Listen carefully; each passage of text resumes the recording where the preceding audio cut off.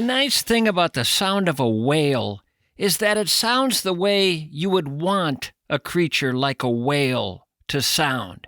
That's the kind of voice you would want it to have. Sometimes creatures have the perfect voice, and sometimes they throw you a little bit of a curve. The lyre bird, for instance. You ever hear the lyre bird? This is the actual sound coming out of a lyre bird right here.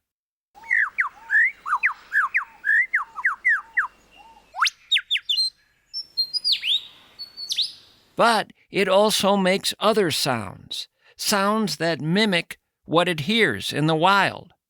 So if people take photos of it, this is the sound the bird makes. That's the bird there. That's not a camera. No joke.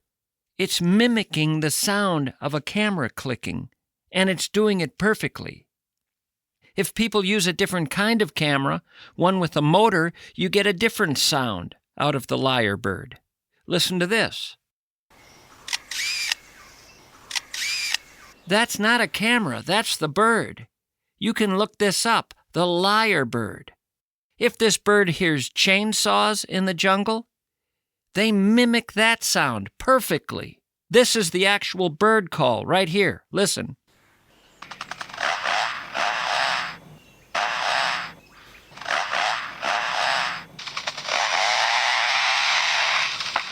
That's not a chainsaw. That's the lyre bird making that sound.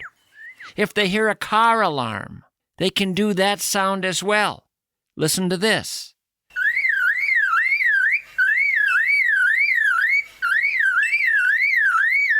It's extraordinary. Now, a wolf sounds just like you would want a wolf to sound. Exactly like you would want a wolf to sound. If you saw the creature and didn't know the sound it was going to make, and then you heard it, you'd say, yeah, that sounds about right.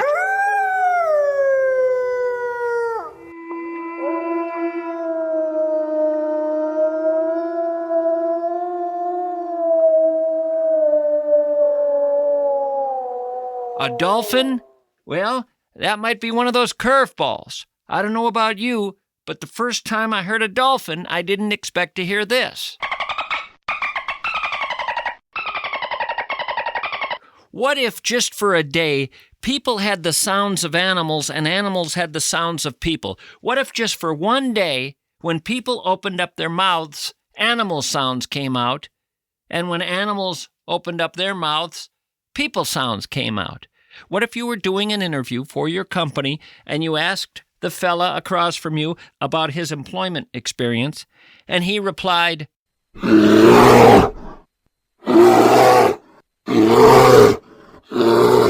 You can almost picture the face of a guy talking that way, can't you?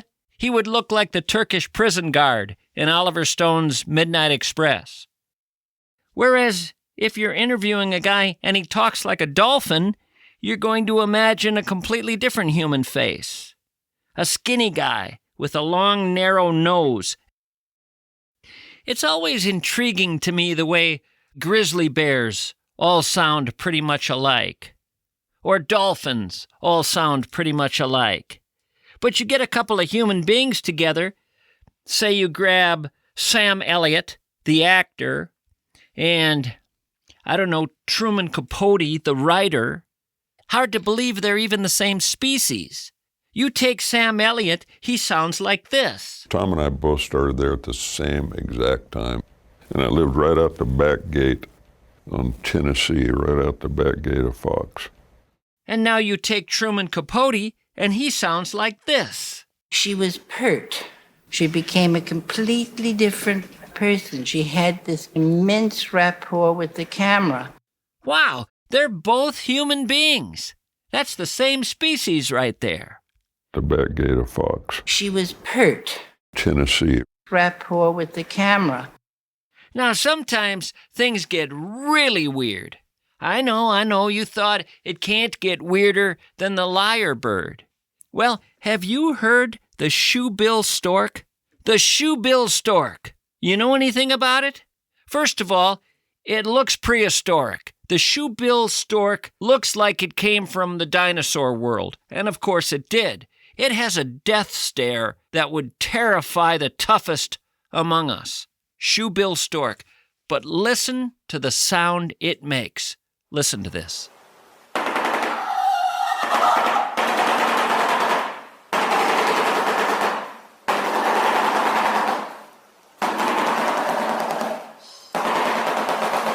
That is not a machine gun. That is not a machine gun. That is the shoebill stork. You can look all of this up.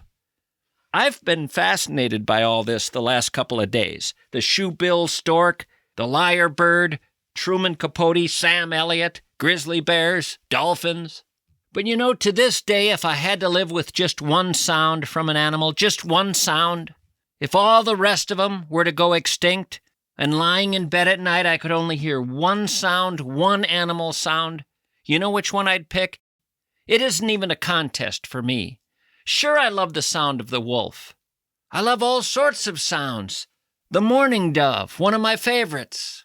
But again, if it was just down to one sound, and that's it, I had to pick my animal. No, I'm not going with a grizzly. And I'm certainly not going with a howler monkey. You ever hear a howler monkey? I never even heard of a howler monkey till this week. Listen to this.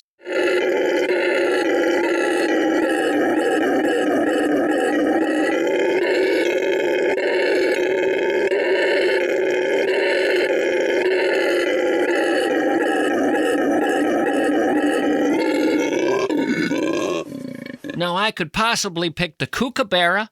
The kookaburra has an interesting sound. You know the sound of a kookaburra? That's quite a sound. But it really is no contest. If I was stuck with just the one sound of the one animal, I would choose this one every single time.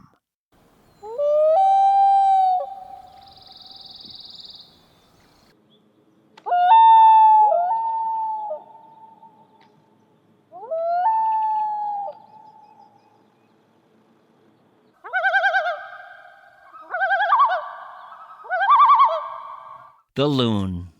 What an evocative sound. I still get goosebumps every time I hear it.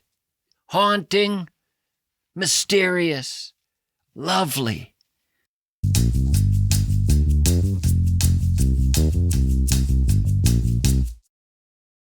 The world is a strange, magnificent, and often deeply injurious place.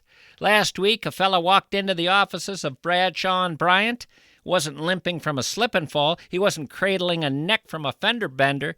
He was wearing what used to be a sweater, a very nice hand-knitted 100% alpaca sweater, except now it was little more than a pile of mildly singed yarn, because, as he explained it, his sweater had achieved spontaneous catastrophic structural failure. His sweater had exploded right off his torso in the middle of a crowded convenience store. And he had a question. Who pays for the emotional trauma of having my favorite alpaca garment stage an impromptu textile protest? Bradshaw and Bryant doesn't just handle accidents. They handle the bizarre, the unbelievable, the things that happen when the world decides to violate its own contract with sanity. Bradshaw and Bryant have seen it all, filed it all, litigated it all. They've won it all. Don't settle for it was just a freak thing. Call Bradshaw and Bryant. Learn more at minnesotapersonalinjury.com. You folks hoping to have an e-bike to ride next spring should really get out to EcoFun Motorsports in Forest Lake and Burnsville. They're clearing out their e-bikes 50% off. An extraordinary deal. E-bikes at EcoFun Motorsports are starting at $899. The manufacturer's suggested retail price on these e-bikes is $1,899. Again, you can get them right now for $899, including step-through ones and traditional bike styles. Fat tire e-bikes for snow, normally $2,299, now just $1,199. Mountain full suspension e-bikes, MSRP on those, $5,699. $19.99 right now at EcoFun Motorsports. And there's a Mischke podcast special. Buy an e-bike, get 50% off an upgraded seat. Those can be expensive. You'll get 50% off an upgraded bike seat by mentioning the show. That offer is good until the end of the year. The EcoFun Motorsports e-bike sale. If you want to enjoy an e-bike this winter or next spring, there's no place in this region with a better deal right now.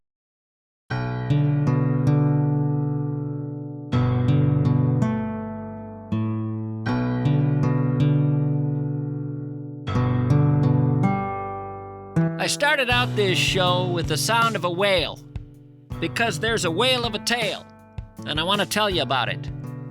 A dead sperm whale, the length of half a basketball court and the weight of a fully loaded tractor trailer, has washed up on the beaches of Nantucket, and it is too big to move. It's out there right now on the beaches of Nantucket, a small island off Cape Cod, Massachusetts. The 50-foot whale washed up on that island, a former whaling hub, last Sunday. Cause of death? Unclear. The last time a sperm whale washed ashore on Nantucket was a quarter century ago. And what did they do with that one? Well, that sperm whale was towed for 9 hours by a tugboat to a nearby shipyard. Then it was loaded up on a flatbed truck, and it was hauled to a landfill for a necropsy. That's an autopsy on an animal. They don't say we're going to do an autopsy, though. They don't feel comfortable saying that. That's for people. They had to come up with a different word. Necropsy. I don't know who the poor doctor was who worked at the landfill. That's a lousy gig. How many people ever visit him with a creature needing a necropsy? He must be bored stiff half the time, just staring off in the distance. At a landfill. I went to medical school for this. He stands there, smelling the rotting remnants of items he can't even recognize all around him. Dirt, mud, wondering when the next whale will be hauled his way. There he stands, the good doctor, waiting for his next necropsy, saying to himself, "My God, my parents would be rolling in their graves if they could see me now. They funded my medical training, and here I sit, wondering if anyone will be dragging the carcass of some animal my way soon." He must have been thrilled quarter century ago, seeing that big old whale coming down the road. My God, is that work coming my way? That's a job! That looks like a big old sperm whale, right in the back of that flatbed. Guess they're going to be wanting me to tell them how it died. My guess is it was Ahab. But we shall see. I better get my equipment from the back of my camper trailer. This is going to be a good day. I can feel it. I have work. No more sitting around drinking bourbon and staring at garbage heaps being bulldozed into shallow graves. I have work. I'm going to be plying my trade today, you betcha. This way, boys. Park it near my camper there. I'm going to need a bigger examination table I can see. For now, just dump it on the ground. This is the first creature anyone has brought me since I did the necropsy on that medieval dragon that turned out to be a hoax. I could have told them it wasn't real, what with a smiley face, but they said they wanted me to do a necropsy. Nothing more embarrassing than sticking the scalpel in the side of a creature and having nothing but cotton balls come out. I was a laughingstock. Went years without any work. Scientists in Nantucket this week said they wanted to follow a similar approach with this latest dead whale, the same approach that they utilized a quarter century ago. They wanted to tow it 9 hours away with a tugboat, drop it at a shipyard, take it in a flatbed to this landfill for another necropsy. But they determined this one was too big. The one that's dead on the beaches of Nantucket right now is too big. It's too awkward, too heavy to remove from that beach. No amount of equipment can pull this off, said a local official. This one is 14,000 pounds heavier than that one 25 years ago. Nantucket's town manager, Libby Gibson, told a local newspaper the latest plan is to drag the whale far enough offshore so that it doesn't wash ashore again.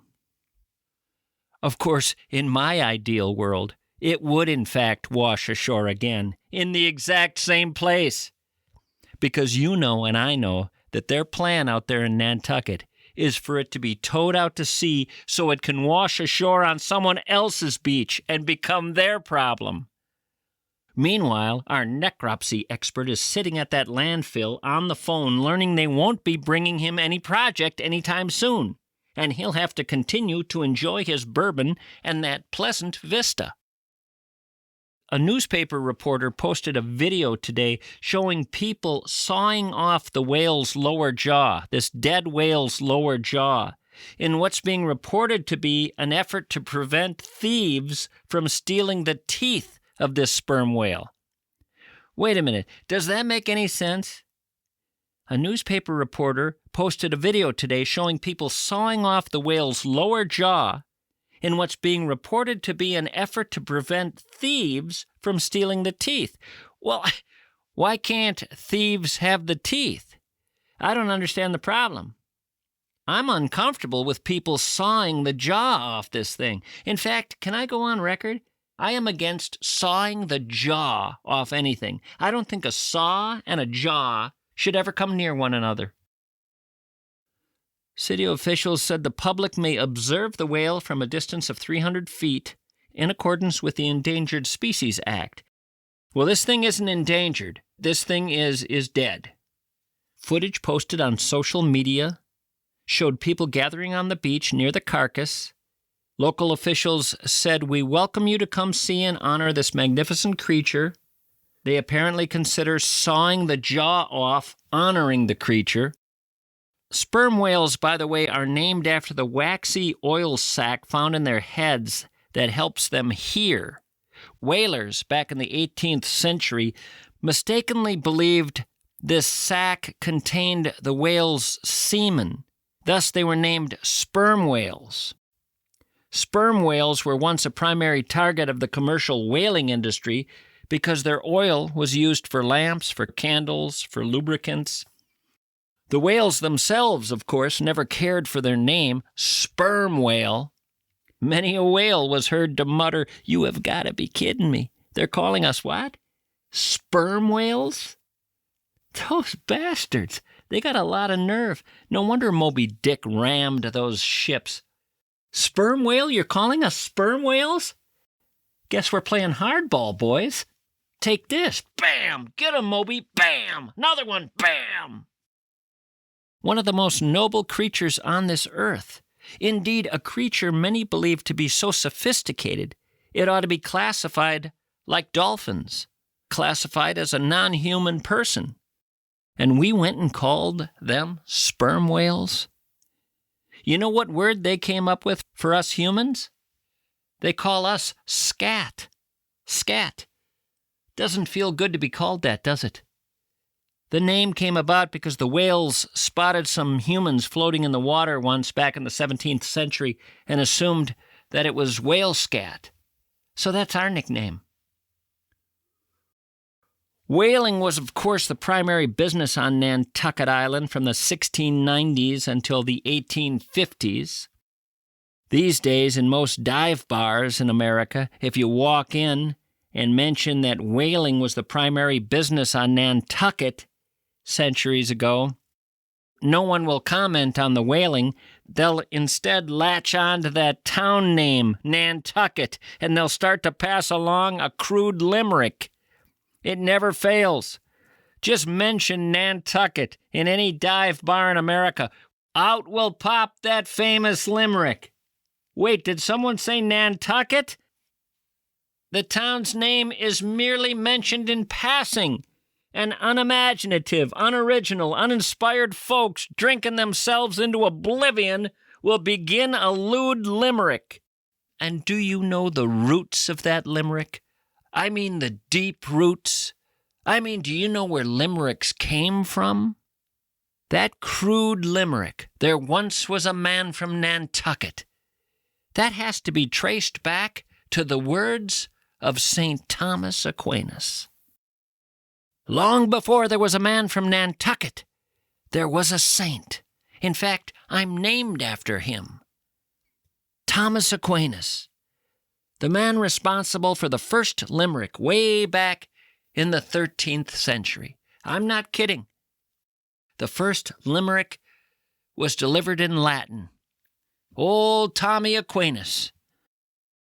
Sit vitorium, meorum, evacuatio, concupiscente et libidinus exterminatio, caritatis et patiente, humiliatis et obediente, omniuque vitorum augmentatio. He was 19. He had just come back from hanging out with some young woman who was quite attractive, and Tommy needed help controlling himself.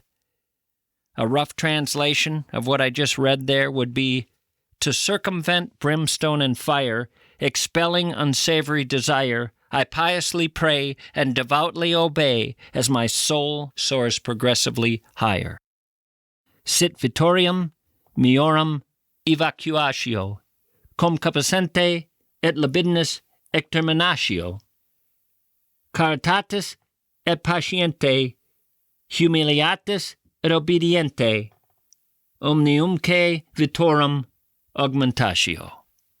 That was the first limerick. And old St. Thomas Aquinas had no idea what he was setting in motion. He had no idea that years later, guys would be sitting around in dive bars saying there once was a man from Nantucket. But that's where we are today, folks. By the way, There Once Was a Man from Nantucket was first published in 1902 in an issue of the Princeton Tiger. That was Princeton University's humor magazine. But that There Once Was a Man from Nantucket was pretty G-rated. The original There Once Was a Man from Nantucket went as follows. There once was a man from Nantucket who kept all his cash in a bucket, but his daughter, named Nan, ran away with a man, and as for the bucket, Nantucket. Get it? Nantucket, Nantucket. There once was a man from Nantucket who kept all his cash in a bucket, but his daughter, named Nan, ran away with a man, and as for the bucket, Nantucket. Well, some drunk students read that, and, well, they went to town. They changed it, they edited it, they played with it, and they spewed it out at parties. That's what you get having a town name like Nantucket. Guys are going to have some fun with it. Now, St. Thomas Aquinas went on to have some decent limericks as well. He gets credit for applying the rational philosophy of Aristotle to the tenets of Christianity and coming up with the limerick, There once was a Jesuit knight who proved with his logic airtight that all of infinity's touched by divinity, starting with let there be light. And James Joyce, he took his cue from the great Saint Thomas Aquinas and tried to elevate the limerick a bit after several years of people having way too much tawdry fun with the limerick. James Joyce wrote, My writing is deep and satirical, ironic and more or less lyrical. Is life a true wonder, disguised as a blunder, or a joke in the shape of a miracle? Good questions. But let's get back to this dead whale in Nantucket, the one that has them flummoxed. What do we do with this thing? It's lying there now in silence. But sperm whales, when they're alive, are the loudest animal there is. There isn't an animal louder than a sperm whale. They're fascinating creatures. Their brains are the largest brains in the world. They live about as long as humans live. Like us, they have lungs. They don't have gills. They need to breathe. They need that open air, that same lovely world we need, that open air. They just happen to be able to hold their breath longer than we can. So they can hang out in the sea. They can hold their breath up to 90 minutes. That's not bad. But still, these are breathing animals needing fresh air. How else are they like us? They live in large social groups, clans. They develop unique vocal dialects. They exhibit behaviors like cooperative child rearing. They show empathy. They have characteristics that lead researchers to believe these whales possess actual culture and the capacity for deeper thought and deeper emotional intelligence. They do not know how this one died. Typical ways are being hit by a ship, ingesting plastic, which blocks their digestive system. The oceans are filled with plastic, and sperm whales take that in, and it blocks their digestive system. A pathetic thing we've done to the oceans. Or they get entangled in fishing gear. That sometimes happens. But this one here out in Nantucket, this one possibly died in an assisted living facility deep beneath the waters off the coast of Cape Cod. It was 70 years old and coming to the end of its run, spending its final days watching Wheel of Fortune and Jeopardy, just waiting for the end, talking to various health aides who would stop by with some pills or to change the bed sheets, sometimes turning off the television and just staring out the window, that little narrow view of the world, the lone window there that offered little more than some sunlight, which would grow and then fade throughout the day, turning ultimately to a blackness as the room grew dark in the evenings, when the whale's thoughts would turn to the meaning of life. What was it all about? It was, in fact, late at night when the heart attack hit. It was quick, relatively painless, just a gasp, and then it was over.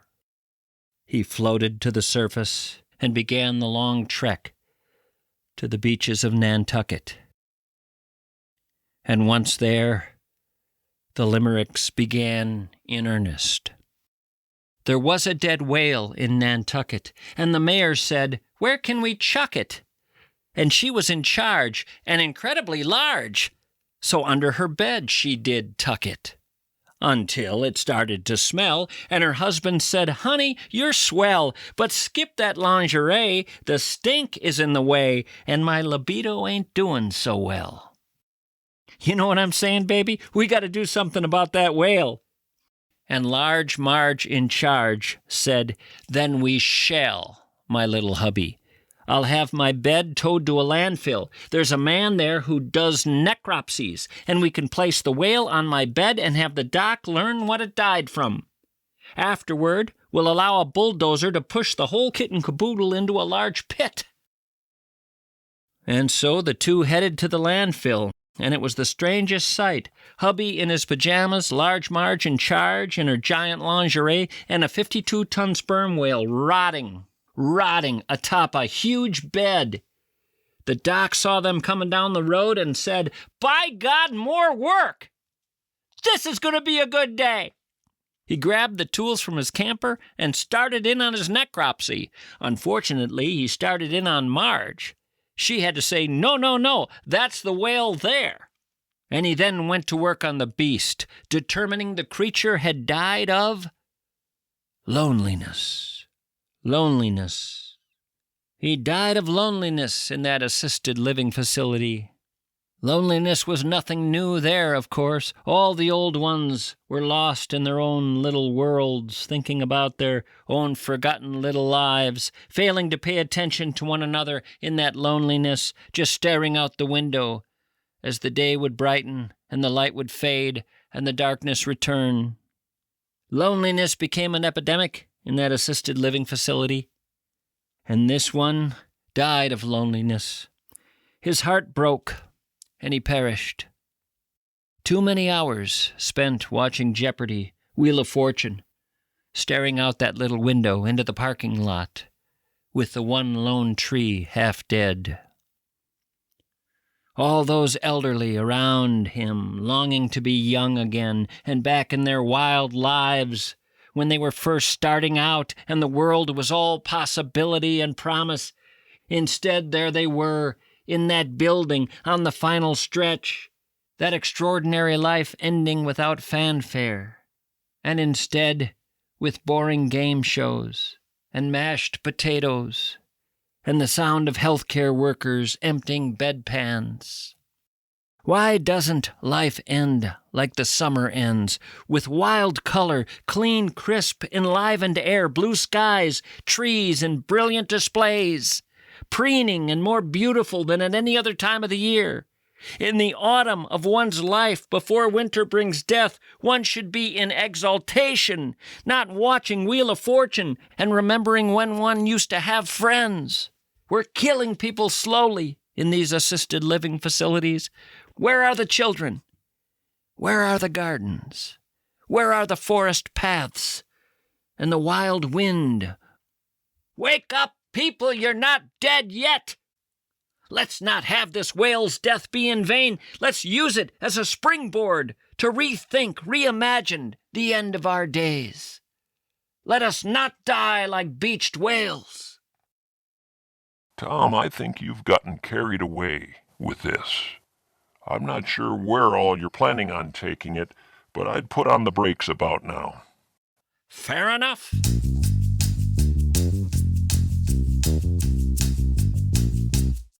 Let's be honest. Your 401k is a psychic vampire. It just sits there absorbing your life force, promising you a yacht someday, but mostly sending you statements that look like the manifest for the Titanic. You tried to read about mutual funds one time, and now your brain feels like pigeons fighting over breadcrumbs. The problem is the entire system has been designed by people who wear wool vests and think Casual Friday means wearing a slightly less ugly tie. You need a human being who has been standing guard at the gates of financial sanity for over 4 decades. He's seen it all. Josh Arnold. The bubbles, the bursts, and the brief period when people thought Beanie Babies were a retirement strategy. He'll give you 48 minutes of his time, on the phone, free of charge. Call Josh, 952-925-5608. Investment services offered by Josh Arnold Investment Consultant, LLC, a security and investment advisor. Past performance is no guarantee of future results. All investments involve risk. Tommy Mischke is a paid endorser. What if you could still experience joy, even if you couldn't name the day of the week? What if the most important thing wasn't what you remembered, but how you were feeling on a given day? At the Welshire of Bloomington and Medina, they don't think the most important things are names or dates or where you put your glasses. The most valuable experience is a feeling, the feeling of safety, the feeling of belonging, the feeling of being loved.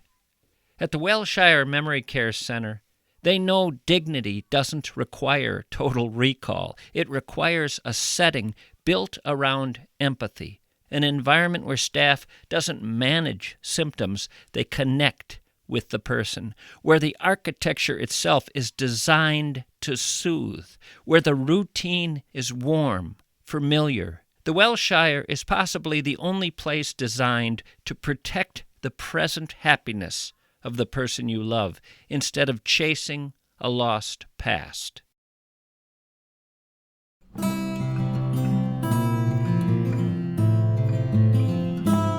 Dear Abby,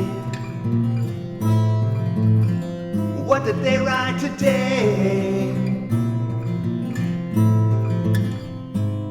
Dear Abby, what did you have to say?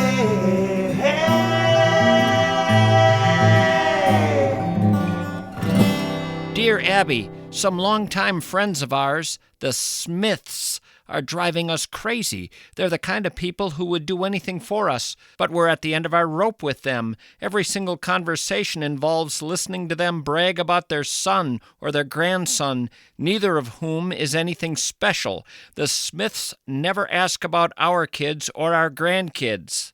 We've had to stop inviting them when we host others for dinners at our house. Friends have quietly asked us not to invite them when the Smiths are going to be there. They dominate the conversation, Abby, with their endless stories, which are of no interest to anyone else. The Smiths are ultra-sensitive. Any request for them to modify their behavior would result in the immediate loss of the friendship. Help! Signed, Worn Out in Alabama. Abby says, quit inviting the Smiths to dinner and be increasingly hard to reach for other social occasions. Eventually, they'll get the hint. Please speak up. It's time to talk to the Smiths. You gotta talk to the Smiths. It's time. You gotta sit them down. You gotta say, your kids, your grandkids, they're nothing special. They are to you, I get it, but they are not to anyone else. It's a hard lesson in life to learn. We all need to learn it. I mean, we're all the Smiths to some degree. We're all certain our world is interesting to others, but it is not. Your dog, your lovable dog, only lovable to you. To everyone else, just another dog. Your kid, the love of your life, I get it, but just another kid in a world of millions of kids. Your cool story of what happened the other night, it's only interesting to you. Far more interesting things have happened. Your vacation, the trip you thought was so special, put the damn slides away. Try to understand this. Mrs. Smith, Mr. Smith, I'm sorry. Your life is cool and interesting to you, but it's blah, blah, blah, blah, blah to everyone else at the dinner party. None of your stories are interesting. None of your stories are funny. None of your experiences are novel or fresh. Having said all that, Carol and I are having a dinner party, and we would love you to come. Now, here is a ball gag. That's the only thing I got to tell you. We are giving you a ball gag that you have to wear. What's that? No. It's not an S&M party. Although if you have been to S&M parties, and that's why you know about these ball gags, we will take them off momentarily at the dinner party for you to tell the S&M story. That's the only thing we want to hear. The rest of your life, utterly uninteresting. So do you know how to attach the ball gag? It looks like you do. I do want to hear about how you know about this. Go ahead, put it on. What's that? You want to say something before you put the ball gag on. Okay, go ahead. Thanks for letting me say something here. I will wear the ball gag. I really will. I think it's kind of cute, actually. It's going to be fun. But before the wife and I put it on, one quick story, okay? It's about our kid. I know what you said about telling stories about the kid. This one's different, okay? Our kid is playing soccer the other day, all right? He's playing soccer, and he's a really good soccer player. I know a lot of parents say that about their kids, but they're just being parents. Truth is, their kids are slow and pretty much fat. But our kid is a real athlete, In fact, scouts are already looking at him. They're not really looking at him, but it's like that almost, you know. It's like they're looking at him. I mean, I can feel them coming. They're coming. Anyway, we're in a game. He has a chance to get the winning goal. It's the championship game. And some other kid comes along, one of the fat kids, accidentally kicks the ball, and instead of my kid getting the winning goal, the fat kid gets it. And I got to tell you, he's slow, he's uncoordinated. I don't know what he was doing on the field. It was a complete accident that the ball went in front of his legs. I'm thinking, what's the point of this kid getting the winning goal? There's no future for him in athletics. Meanwhile, my kid is being looked at. Why not let the kid who has the shot at the big time make the winning goal? We ended up calling the fat kid's parents later that evening and saying, if you're not going to talk to your boy, maybe we should. I mean, if they told the kid his future is vocational school, he's going to learn assembly line work. Why even play soccer? There are no Votech soccer teams. And the parents, I tell you, they bitch at us, they call us names. I hung up the phone, I burned down their garage later that night, torched it. Worthless jerks. Good luck parking your car in the winter now. Anyway, give me the ball gag now. Honey, let's put these on.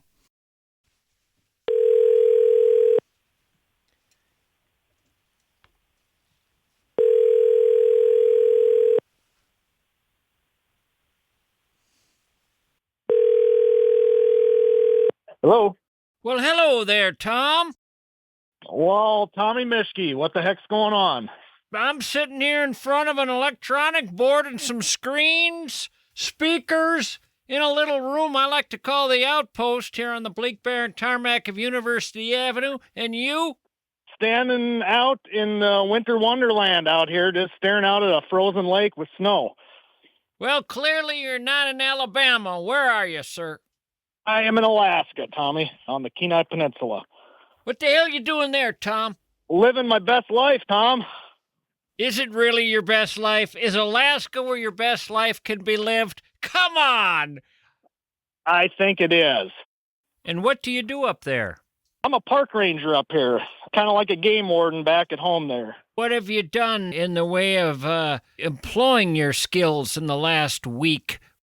There were some guys, let's just say they were not doing the right thing out on the river, on the Kenai River there. I helped them correct their behavior. What were they doing? They had a few too many cocktails. They were driving a small boat up the river, and the boat they were in was about a third full of water, and the motor wasn't working that great. You've described to me what I consider to be your typical Alaskan. Well, there's plenty of that.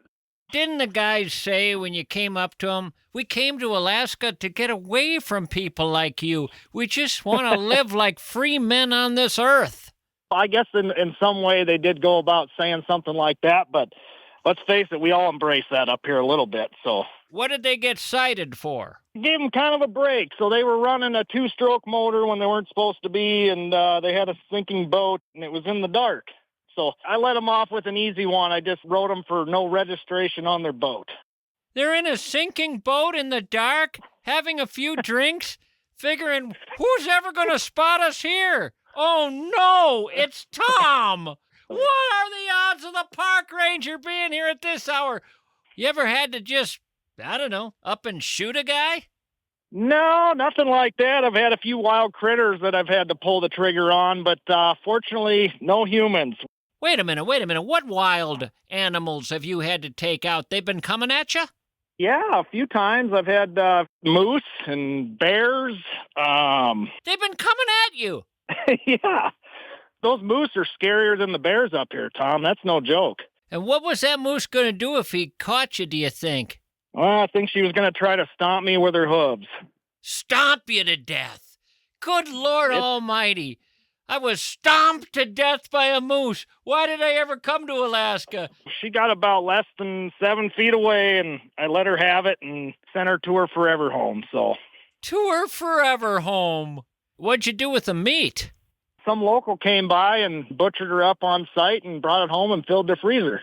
That guy was probably the one who sent it charging at you. Quite possibly. I mean, it's a pretty lucrative deal to fill your freezer with a moose. Good Lord. You don't see much of that in good old St. Paul. My son shot his first bull moose this fall. What were the circumstances? Remote section of the refuge area up here. Climbed up a hill about a third of a mile from our camp, and to hunt moose, you got to call them, you got to talk to them, you interact with them, and this bull came out about 75 yards away, and my son was sleeping under the tree, so I kind of kicked him to wake him up. He woke up, put the bead on the moose, and pulled the trigger, and we got the job done. You got to talk to them, you got to interact with them, so they got to think you're their buddy. Their buddy or their girlfriend, one of the two. Girlfriend's a buddy. Come on. So you got to pretend to be a buddy, and the moose is saying, what are the odds of yet another person trying to trick me? Eventually, you got to be trusting and hope that there's someone there you can date. Comes out, nope, fooled again. They're not the smartest creatures. They're not like dolphins or sperm whales, intelligent creatures that wouldn't be tricked by the old, I'm your species, come out and see me, I'd like to mate. What call do you make when you want to mate with a moose, Tom? What call do you make when you want to mate with a moose? Well, I generally don't want to mate with a moose, but I want them to think I do, so they come out and we can put them in the freezer. But I usually do like a cow call. I can demonstrate one for you, Tommy. That'd be great. I want to see what sort of effect it has on me. All right, well, let's give it a go. You ready for it? Ready.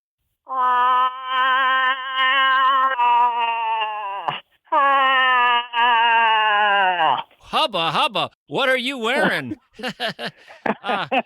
So then they come out, and do they seem kind of excited and happy? And then, of course, they see the gun, and they have the same face Joe Pesci had in Goodfellas.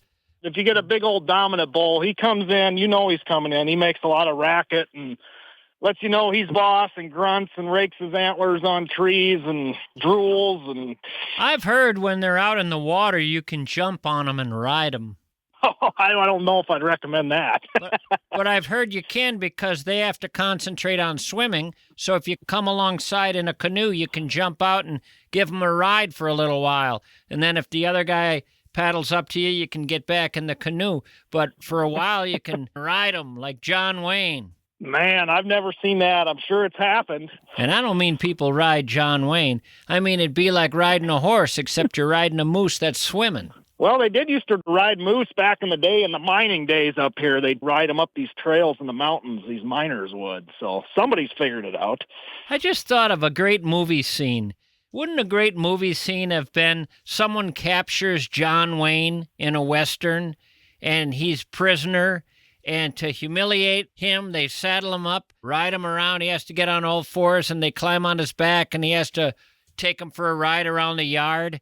He gets even later in the film, but these guys are just trying to humiliate him, so they're going, come on!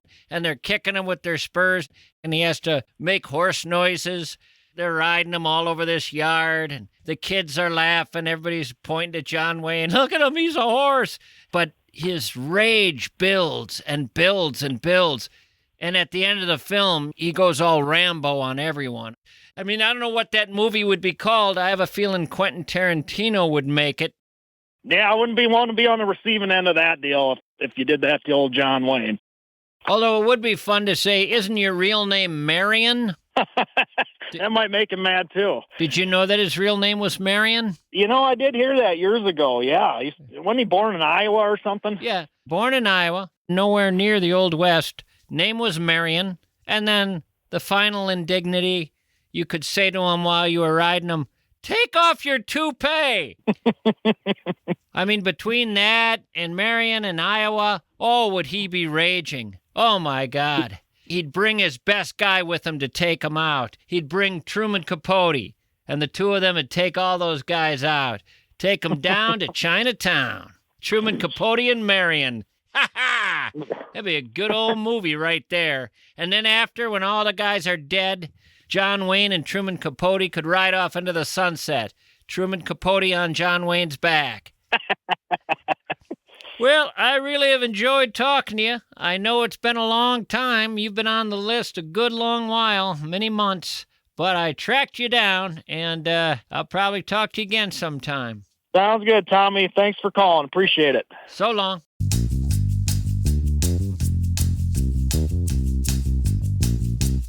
You rarely think about the contract you have with your house, but you have one. It's an old agreement. When the temps hit 0, you demand 71 degrees. When you turn the faucet, you expect water that obeys. That expectation of things being perfect, effortless, that's what a company understands if that company is MSP, Minneapolis St. Paul Plumbing, Heating, and Air.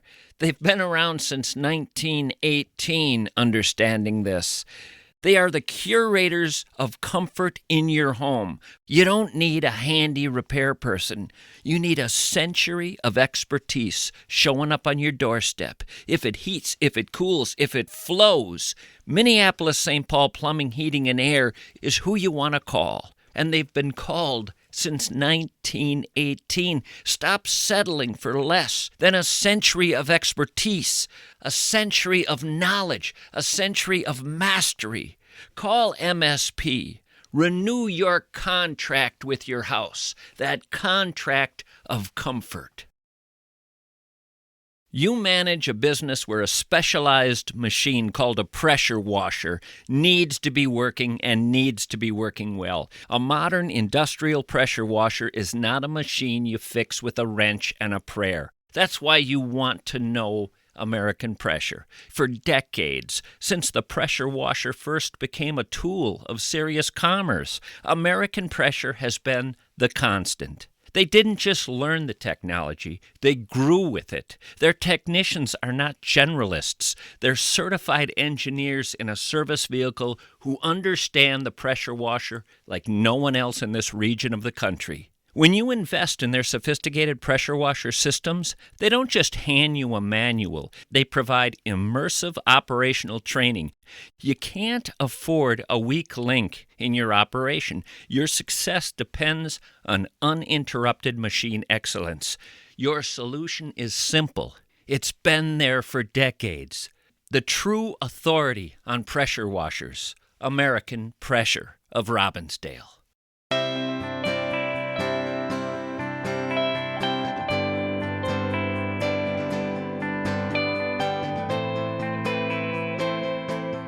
I'd like to interject something here that has nothing to do with anything, really. I just feel the need to pass it along. We have a neighborhood Facebook group where I live in St. Paul. It's a lovely little area of St. Paul, of significant size. Not everybody knows everybody. It's not one of those deals. It's mostly strangers, as would happen in a large neighborhood in the city, inner city in my case. I don't know how many thousands are in the Facebook group for this neighborhood, but people were certainly feeling comfortable with one another and relaxed with one another today. Or at least the person posting this was feeling comfortable. Here's her post. Does anybody have a few spare colostomy bags that they would be willing to donate? Now, I obviously don't want to identify the person who posted that, but I do want to read a couple of the comments. Here's one. I have 10 drainable bags and 30 Help me. I have 10 drainable bags and 30 non-drainable bags. Kind of nice that someone was right there to help out. I didn't have any handy. I don't know what all can be used as a colostomy bag. I have bags if you're just looking for bags. Sometimes people will use a plastic shopping bag for a lunch bag, or they won't use a lunch bag as a lunch bag. They'll use it as something to blow into when they're hyperventilating. You can use bags for different things.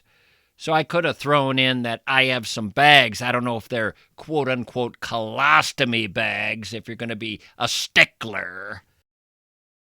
Anyway, I wanted to be helpful. I wanted to be a neighbor who was willing to reach out, do his part. So I thought, you know what I have? I have several of those little bags that you often see available at dog parks. Those little bags for collecting the doggy doo-doo. Small, tinted plastic bags from the doggy park.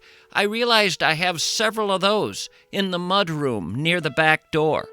All of a sudden I thought, I can be helpful here. In this case, that's actually what the bags are for. They're for collecting waste. So I messaged and said, if that other person doesn't work out with the bags they offered, I have these doggy doo-doo bags you're welcome to. I don't have a dog anymore. He died. So these bags are just sitting there. You're certainly welcome to them. And I felt so good about myself after that, because I haven't generally been able to participate in this community of neighbors on Facebook. But, oh, did I get an angry reply.